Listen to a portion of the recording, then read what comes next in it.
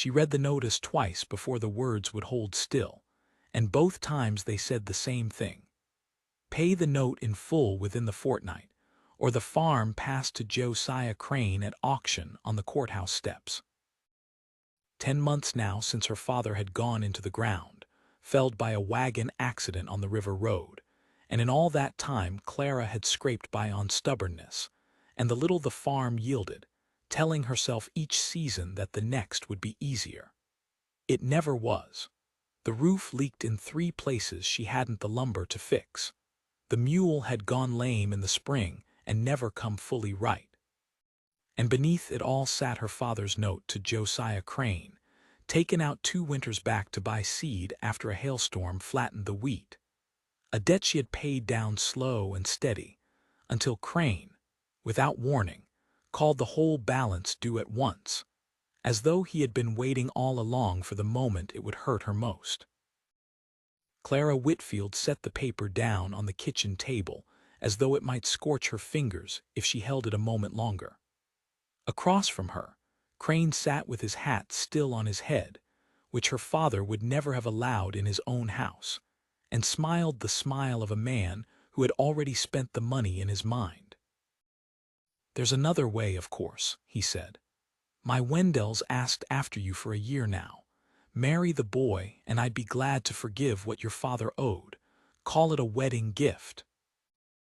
Clara looked past him, out the window, to where her 12-year-old brother Tommy was mending a fence rail with the careful, silent concentration he brought to everything since the fever had taken his hearing 3 winters back. He could not hear the offer being made over his future. She was glad of that, at least. "I'll find another way," she said. "There isn't one." Crane rose, unhurried, and settled his hat lower. 14 days, Miss Whitfield. I'd hate to see you and the boy out in the weather." When his buggy had rattled off down the lane, Clara stood a long while at the window with her arms wrapped around herself, doing the arithmetic she had already done 100 times. Her father's debts, the bank in cross timbers that would not extend credit to a woman alone, the neighbors too poor themselves to lend, or too afraid of crossing Crane, who held half the county's paper. There was no one. Except, perhaps, the one man in the territory that Crane did not own and did not frighten. She had never spoken to Malcolm York. Nobody had, not really, not in the 8 years since his wife and infant son had died of the fever up at Raven Ridge, and he had gone from a laughing young rancher to a shadow that rode the high pastures alone and came to town only for supplies, buying quickly and leaving before anyone could ask him a question he didn't want to answer. The stories about him had calcified into something between gossip and superstition. He hadn't ridden for the doctor in time, some said. He'd locked his wife in the fever room and let her die rather than risk himself, others said, though no 2 versions agreed, which was itself a kind of proof that none of them were true. Children dared each other to ride past his gate. Women warned their daughters off the Raven Ridge road entirely. He was also, by every account, the richest independent rancher within 40 miles, beholden to no bank and no man like Crane. She thought of Hattie Combs, the storekeeper's wife, who had pulled her aside after church only a month back to warn her off the Raven Ridge road entirely. "That man's got a darkness in him, Clara. Whatever business you might think you have up that way, find another road to it." Clara had promised she would, meaning it at the time, before she had a fortnight and no other road left to find. Clara pressed her palms flat against the table and made herself breathe. Then she went and found Tommy and signed to him with the quick hands he had taught her, faster than she could speak. "I have to go see about the farm. Stay close to the house." He looked at her for a long moment, reading something in her face that she hadn't meant to show him, then nodded and went back to his fence rail. She hitched the mule cart herself and drove north. The Raven Ridge road climbed through stands of blue spruce that shut out the afternoon sun in long, cool bars, and by the time the ranch house came into view sound, well kept, a good deal finer than she'd expected of a man everyone called half-mad. Her hands had gone stiff on the reins from gripping them too hard. She made herself climb down before her nerve could fail her.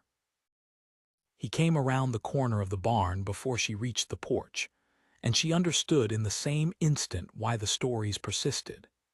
He was a big man, unshaven, dressed like a hand rather than the owner of 4,000 acres, and he stopped dead at the sight of her, the way a man stops who has trained himself not to expect visitors. His eyes were the pale gray-blue of a winter sky, and there was something wary and closed in them that had nothing to do with anger, and everything to do with a wound that had never properly healed. "You're lost," he said. It was not quite a question. "I'm not." Her voice came out steadier than she felt. "I'm Clara Whitfield. My father's farm borders Crane's land on the South Fork. He's called the note due, and if I can't pay it in a fortnight, Crane takes the farm or I marry his son to save it." Malcolm's jaw tightened at Crane's name, the only flicker of feeling she'd seen in him yet. That's a hard thing to tell a stranger. "I haven't finished." She made herself go on before her courage failed entirely. "I've got a brother, 12 years old, deaf since the fever and nowhere else in this world to take him. I came to ask if you'd marry me instead. A paper marriage. I'd keep your house, cook, mend, and be glad of the work, and you'd pay what's owed and never have to explain yourself to me or anybody. I know what they say about you. I don't care what they say about you. I care that you're the one man in this county Josiah Crane can't touch." For a long moment, he only looked at her, and she made herself hold still under it, refusing to drop her eyes the way half the town did when he passed. "You don't know me," he said finally. "No," she agreed, "but I know Crane, and I'd rather bind myself to a stranger than to that family." Something almost like a rueful smile moved at the corner of his mouth, gone before she could be sure of it. "That's not much of a compliment to either of us." "It's the truth, though." "What's the boy's name?" "Tommy. He's 12 and clever with his hands, and he'll do a full day's work for you, deaf or not. I'll not have anyone treat him as less on account of what the fever took from him." "I'd never," Malcolm said, and something in the flat, immediate certainty of it told her more about the man than any of the stories had. "I know what it is to be looked at like you're less than whole. I'll not do that to a boy in my own house." He was quiet so long she thought she'd lost, and began composing in her mind the words she'd say to Crane instead. Then Malcolm said low, "I'd want the boy here too, and I'd want it understood I won't ask more of you than the bargain says. Not now. Not later, unless you'd have it different." "That's understood," she said, and something in her chest, some fist that had been clenched since the notice arrived, loosened by half an inch. "Reverend Cole will do it quiet if I ask him," Malcolm said. "I'll ride to Crane myself and settle the note before the ink's dry on the license, so he's got no cause to claim you owe him anything else." "Why would you do this for a stranger?" He looked away from her, out toward the ridge that gave the place its name, and for a moment she saw past the beard and the wariness to a much younger man who had once, she guessed, been easy and open before grief had shut every door in him. "Because I know what it is to have no one stand up when you need it," he said. "I'll not be the reason it happens to somebody else, not when it's in my power to stop it." They were married 4 days later in the front room of Reverend Cole's house, with Tommy standing witness, and signing his approval with both thumbs up the moment the Reverend pronounced them wed, which was the first time Clara had laughed in a month. As they came out onto the porch after, she was startled to find Wendell Crane himself waiting at the gate, hat in hand, looking younger and less sure of himself than she had ever seen him at his father's side. "I only wanted to say I'm glad of it," he said, awkward, not quite meeting her eyes. "I never asked Pa to force the matter the way he did. I'd have courted you honest if you'd have wanted it, but I'll not pretend I'm sorry to see you spared marrying into that house on his terms instead of your own." He set a small parcel on the gate-post. "A jar of his late mother's preserves," he said, the only kind thing he had to give, and rode off before she could properly thank him, leaving her to wonder whether the whole Crane family was quite as simple as the father's cruelty made them appear. Malcolm rode to Crane's place that same afternoon and paid the note in full in cash, and did not stay to hear whatever Crane had to say about it. When he came back to Raven Ridge at dusk, he found Clara on the porch waiting, unsure of her welcome in a house that was now, on paper, her own. "It's done," he said. "The land's clear." "Thank you." She meant it more than the two words could hold. He nodded, awkward as a boy, and went to see to the horse. And that was the whole of their wedding night. A fed stock and a quiet house and two people, who were now strangers married rather than strangers unmarried, which Clara told herself was progress enough. The town did not agree that any progress had been made at all. Word of the marriage ran ahead of them into Raven Ridge's small crossroads settlement faster than Clara could have carried it herself, and the first Sunday she and Malcolm walked into services together, the front pews found urgent business studying their hymnals rather than greeting the bride. She felt the weight of it like a hand pressed against her back, and beside her she felt Malcolm go rigid, braced the way a man braces for a blow he has taken so many times he no longer flinches, only endures. "They'll come around," she said under her breath, not at all certain it was true. "They won't," he said without bitterness, only a flat and long-worn certainty. "Best you know that now, before you've hitched your name to it." Outside, after, Hattie Combs caught her arm with the particular gentleness people use for someone they consider already half-ruined. "You've married yourself to grief, Clara. I hope the farm was worth it." "He's kinder to me in a month than most of this town's been in a year," Clara said, more sharply than she meant to, and walked on before Hattie could answer, her face burning the whole ride home. She said nothing of it to Malcolm. He had carried that particular weight long enough without her adding her own portion of it to his shoulders. But she found, in the weeks that followed, that the man the town feared bore almost no resemblance to the man she lived beside. He rose before dawn to see to the stock, and always had coffee going by the time she came down, though he'd never say so and would only grunt if she thanked him.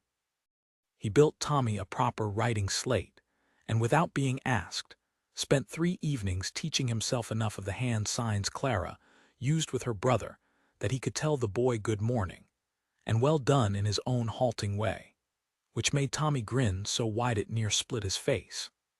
He was patient with the green colt nobody else on the place would handle, patient with the cranky old sow, patient in 100 small ways with a life that had given him every reason to be otherwise. When a spring calf came early and weak, and its mother would not claim it, Malcolm sat up 3 nights running in the barn with the shivering thing wrapped in his own coat, and would not hear of giving up on it even when his hand, old Wit, said plainly, it wasn't worth the trouble.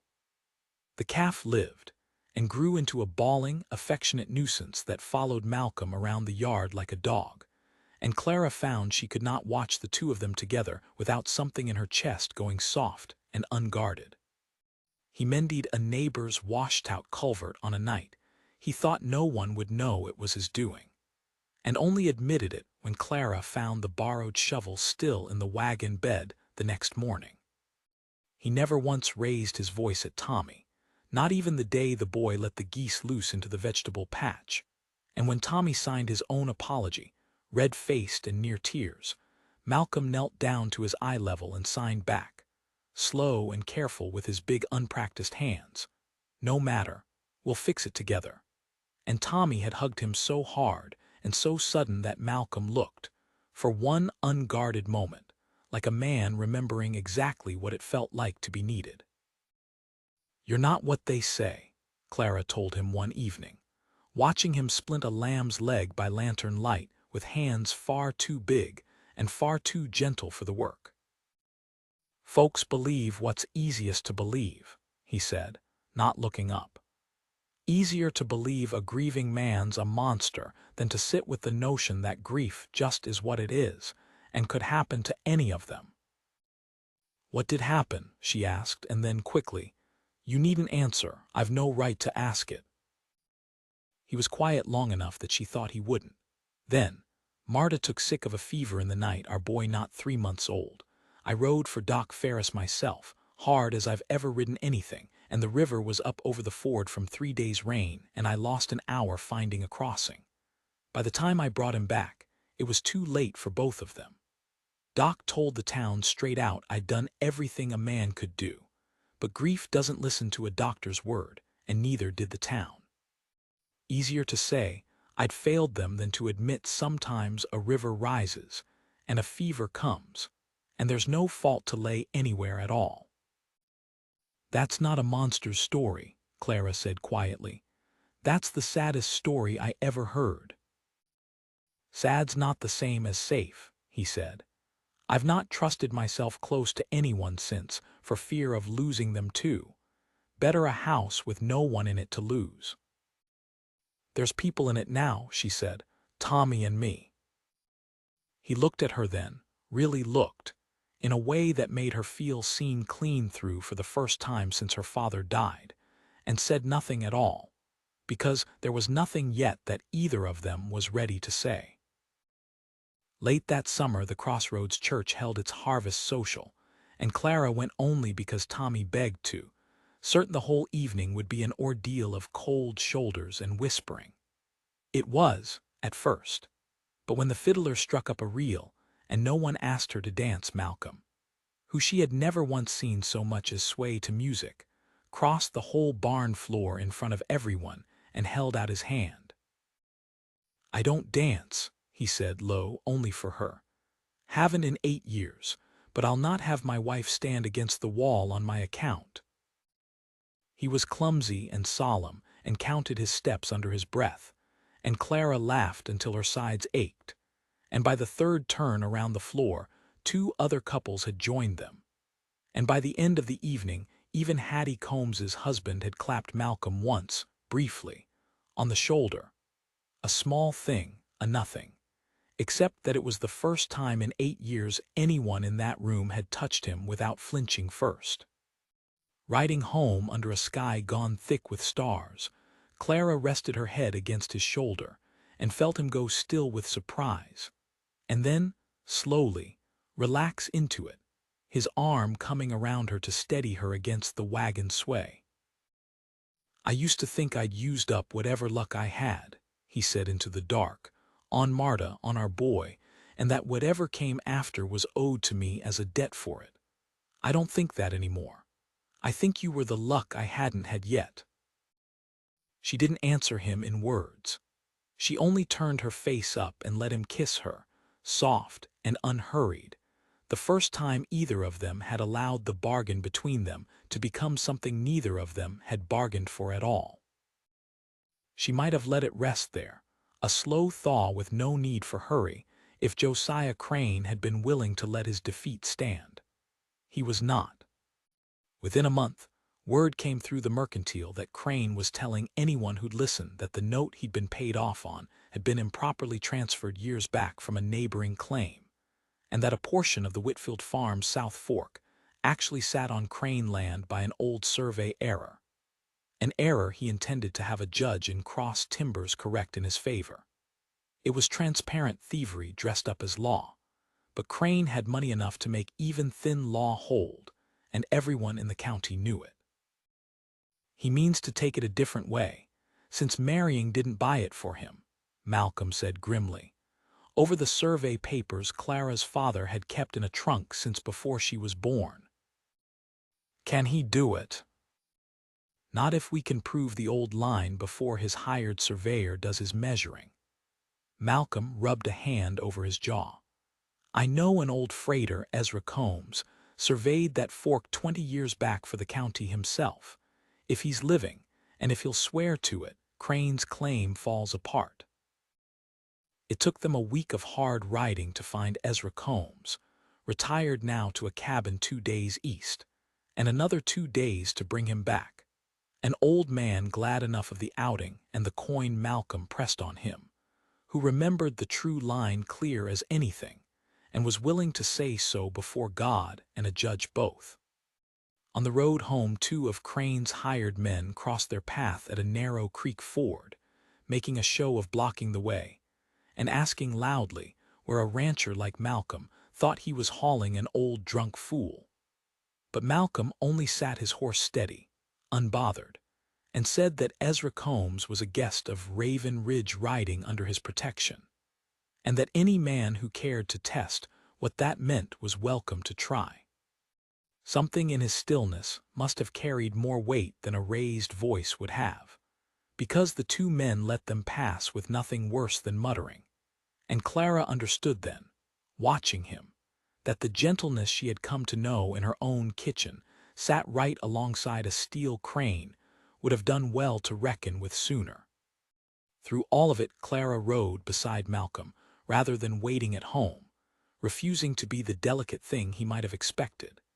And by the time they turned back toward Raven Ridge with Ezra Combs snoring in the wagon bed behind them, something had settled between the 2 of them that no marriage paper had managed on its own in ease.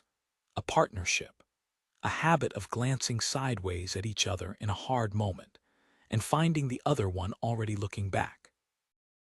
"You didn't have to come," Malcolm said. On the last night of the ride, the fire down to coals and Ezra's snores rising steady from the wagon. "I did, though," she said. "It's my farm, too, near enough, and it's my husband riding into a fight I helped bring on him." "You didn't bring Crane down on anybody. He was a grasping man long before he ever met you." "Maybe, but I'll not sit home and let you carry it alone regardless." She looked at him across the fire, feeling bolder than she had any right to feel, married 4 weeks to a man she was still learning. "You said once you'd not trust yourself close to anyone for fear of losing them. I think you're closer to me than you meant to let yourself get, Malcolm York." He didn't deny it. He only looked at her a long moment, the firelight moving gold across that wary, wounded, gentle face, and said, quiet as a confession, "I think I am. God help me, I think I am, and I don't know what to do about it except be afraid." "Don't be afraid of me," she said. "Be afraid of Crane if you've got to be afraid of somebody. I'm not going anywhere." He reached across the small distance between them and took her hand, the first time he had, and held it as though it were something rare and easily broken, and neither of them said anything more, because, for the first time, neither of them needed to. Crane, when he learned that Ezra Combs was riding back to swear his survey before a judge, did not take the news quietly. He was a man who had built a fortune on other men's desperation, and had never once, in all his grasping years, been beaten by anyone poorer than himself, and the notion that a scarred recluse and a farm widow's daughter had bested him was more than his pride could bear. He came to Raven Ridge himself 2 nights before the circuit judge was due, with 4 hired men and a wagon of coal oil, under a sky already heavy with the season's first real storm. Clara woke to Tommy's hand shaking her shoulder hard, his face white in the dark, pointing frantically toward the window, where the barn showed a wrong orange glow against the black. "Malcolm!" She was out of bed and into the hall before she'd fully understood what she was shouting about, and found him already at the window, already reaching for his boots. "Get Tommy to the root cellar and bar the door," he said, low and fast. No trace left of the wary, quiet man she'd married, only a man moving to defend what was his. "Whatever you hear, you stay down there till I come for you myself." "Malcolm!" "Please, Clara." His hand cupped her face for one bare second, rough and cold and shaking faintly. "I've lost people to fire and fever both. I'll not lose you to it too. Let me do this." She got Tommy down the cellar steps with her heart hammering fit to break her ribs, but she did not bar the door behind them, not entirely. She left it a hand's width open, because some strength in her that had grown over the last month refused to sit blind in the dark, while her husband faced 4 armed men alone. What she heard, crouched at the top of the cellar steps with Tommy pressed silent and trusting against her side, was shouting, and the scream of a horse, and Malcolm's voice raised in a fury she had never once heard from him, ordering Crane's men off his land. She heard Crane's voice too, high and ugly, saying the fire would take the barn and the house both if Malcolm didn't sign the South Fork over that very night. She heard a shot, and her whole body went to ice, and she was up the steps and out into the yard before sense could catch up with her legs. The rain had begun, hard and sudden, hissing against the barn's blazing roof, and in its wild orange light she saw Malcolm on the ground, one of Crane's men standing over him with a raised rifle butt, and without a thought in her head beyond stopping it, she seized the yard's water bucket and swung it with all her strength into the man's shoulder, knocking him off his aim long enough for Malcolm to roll clear and come up with his own gun drawn. "Get back in the house," he shouted at her, but it was too late for that, and she would not have gone regardless. The first to arrive, astonishingly, was Wendell Crane, riding bareback and half-dressed, who had overheard his father's men loading the coal oil wagon and ridden ahead of them the whole way to give warning, only to arrive just as the flames caught. He threw himself off his horse and into the bucket line beside Clara without a word of explanation needed, and when his own father rounded on him, furious, demanding to know whose son he thought he was, Wendell said, loud enough for the whole yard to hear over the rain, "Not yours, Pa, not for this," and kept hauling water. It was the neighbors who turned the tide after him, men and women from the same Crossroads church that had frozen Clara out on her first Sunday, roused by the glow of the fire against the storm clouds, and come riding hard with buckets and shovels, and in a few cases, their own long guns, because whatever they had believed of Malcolm York in the abstract, they had watched him all these weeks feed a widow's family and teach a deaf boy his letters, and pay a debt out of pure decency. And it turned out that was harder to hate than a rumor. Hattie Combs herself came with a lantern in one hand and her husband's old shotgun in the other, and when she passed Clara in the chaos, she gripped her arm and said, low and shamed, "I was wrong about him. I'm sorry for it," which was as near to an apology as the woman had in her, and Clara found she had no room left that night for anything but gratitude that it had come at all. Crane's hired men, faced suddenly with a dozen armed neighbors and the man's own son turned against him, lost their taste for the job and lit out into the storm. And Josiah Crane himself was left standing alone in his own guilt, with the rain pouring down his upturned collar, and no lie left big enough to cover him. Malcolm had taken the rifle butt hard across the ribs before Clara reached him in the yard, and for 2 days after the fire he lay abed grudging every hour of it, insisting he had work to see to, while Clara pressed cool cloths to the bruising and refused to let him so much as sit up unassisted. "You've tended near everyone else on this place back to health," she told him, firm as she'd ever been with him. "Let somebody tend you for once, and don't argue."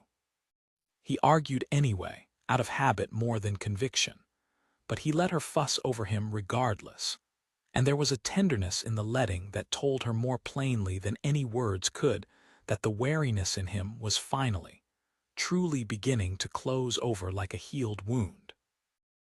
The circuit judge, arriving 2 days later than planned on account of the washed-out roads, set up his bench in the schoolhouse and heard Ezra Combs's sworn survey read into the record word for word, heard a dozen witnesses to the fire and the threat besides, Hattie Combs and her husband, and 3 others who had ridden out that night among them, and did not merely dismiss Crane's claim on the South Fork. He referred the matter of arson and armed threat to the territorial marshal on the spot, remarking dryly, for the whole courtroom to hear, that he had rarely seen a man's own neighbors turn out so thoroughly against him, and that it generally meant something. Josiah Crane's grasping reach over that county shrank considerably before the year was out, and Wendell, freed at last of his father's debts and his father's schemes both, took up honest work of his own, and came to call at Raven Ridge now and again, as a welcome friend rather than a reluctant suitor. The barn was rebuilt by spring, half the county turning out to raise the new frame in a single long, loud, cheerful day that Clara would remember all her life, as the moment Raven Ridge stopped being the place folks feared and became simply home. Malcolm worked alongside his neighbors with his sleeves rolled and his rare, unguarded smile showing more than once. And that evening, with the new boards still pale and raw against the old stone foundation, he found Clara alone on the porch and took both her hands in his. "I married you to save a farm," she said, before he could speak. "And I told myself that was the whole of it, for as long as I could make myself believe it. And now I'd marry you all over again for no reason, but that I love you, Malcolm York, and I'll not pretend otherwise one more day." "I loved you before I let myself say the word," he admitted, low, his thumbs moving over her knuckles. "I was afraid of it a long while, afraid loving anybody again was asking to be broken twice. But you and Tommy walked into this house and made it a home again, and I find I'm not afraid anymore. Not of losing you, only of a life without you in it." He kissed her then, gentle and sure, with the whole rebuilt barn standing behind them and the ridge going gold in the last of the evening light. And Tommy, watching from the doorway, signed something with both hands that needed no voice at all to be understood by either of them. About time. That night, after Tommy had gone up to bed and the house had settled into its familiar creaking quiet, Malcolm brought out a small tin box Clara had never seen him open, and from it drew a faded daguerreotype of a young woman with a laughing, gentle face and a baby swaddled in her arms. "I've kept this shut away 8 years," he said. "Couldn't look at it and couldn't throw it out either. I want you to see it, though. I want you to know her a little, since she was part of what made me the man you married, same as this ridge and this house were." Clara took the little picture with careful hands and looked a long while at Marta York's kind, unremarkable, entirely ordinary face, and felt no jealousy in it at all, only a quiet gratitude toward a stranger she would never meet, who had loved this good man first and taught him, before grief ever touched him, how to be gentle. "Thank you for showing me," she said, and meant it. "I'll not ask you to put her away for my sake. There's room enough in a heart this size for both a grief and a gladness." He folded her hand and the picture together inside both of his, and for a while they simply sat that way, the lamp burning low, the ridge gone dark outside the window, two people who had come together for the plainest, most practical of reasons and found, against every hard fact of the county's gossip, something neither of them had thought still possible for a widower's ruined heart or a debt-poor widow's daughter. Clara Whitfield had ridden to Raven Ridge a desperate stranger, seeking only a name to shield her brother and a roof to keep the winter out. She left that porch, years later in her memory, though it was only that one evening, certain of something far larger, that the feared recluse of Raven Ridge had never once, in all the county's telling, been the man they warned each other about, and that the truest kindness in that whole hard country had been waiting quietly for her at the top of a lonely road.